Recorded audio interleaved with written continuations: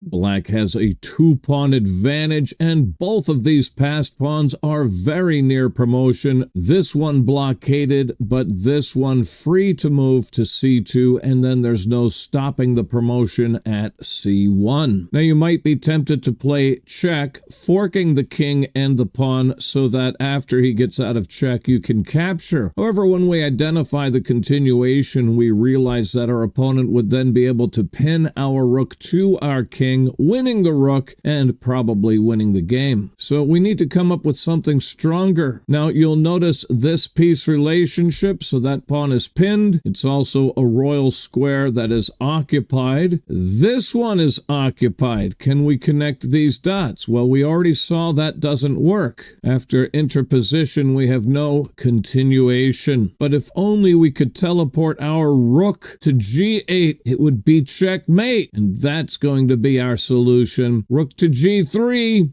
He interposes, but now that rook is pinned to the g8 square, and because the rook is pinned, it means that this pawn is under-defended, only protected by the king. Well, look at this control here, occupied, making this a corridor. And so, queen takes pawn check. If rook takes queen, rook g8 checkmate, because the king would be boxed in by his own rook. If king takes queen, as was played here, well, we've got the corridor, and we can close it off with rook h3. Checkmate!